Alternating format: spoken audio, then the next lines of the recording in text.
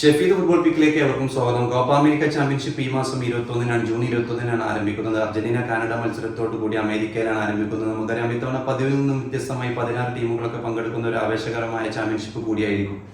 ഏതായാലും ഈ ഒരു ചാമ്പ്യൻഷിപ്പിന് മുമ്പായി അർജന്റീന എക്വഡോറുമായിട്ടുള്ള സൗഹൃദ മത്സരങ്ങളൊക്കെ കളിക്കുന്നുണ്ട്. ലയണൽ മെസ്സി ഈ ഒരു കോപ്പ അമേരിക്കയോട് കൂടി അന്താരാഷ്ട്ര ഫുട്ബോളിൽ നിന്ന് വിരമിക്കുമെന്നുള്ള വാർത്തകളൊക്കെ പുറത്തു വന്നിരുന്നു.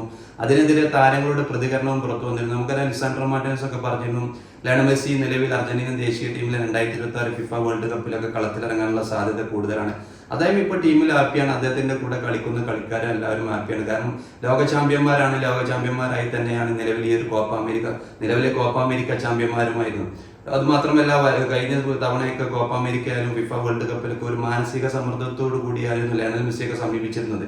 കാരണം അദ്ദേഹം ഫൈനലുകളിൽ പരാജയപ്പെടുന്നു, അല്ലെങ്കിൽ ദേശീയ ടീമിന് വേണ്ടി ട്രോഫി നേടിയില്ല എന്നുള്ള രീതിയിലുള്ള വിമർശനങ്ങളൊക്കെ ഏറ്റുവാങ്ങിയിരുന്നു. നിലവിൽ ഒരു ദേശീയ ക്യാമ്പിൽ ഇത്രയും ഹാപ്പിയായി വരുന്ന ലയണൽ മെസ്സി ആദ്യ ഒരു മേജർ ടൂർണമെന്റ് കൂടിയായിരിക്കും ഇത്.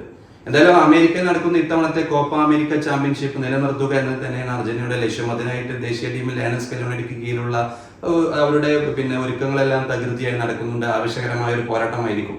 ഏതായാലും മെസ്സി നിലവിൽ അർജന്റീന ദേശീയ ടീമിൽ തുടരും എന്നുള്ള രീതിയിലുള്ള വാർത്തകൾ തന്നെയാണ് സഹതാരങ്ങളിൽ നിന്നും നമുക്ക് അറിയാൻ കഴിയുന്നത്.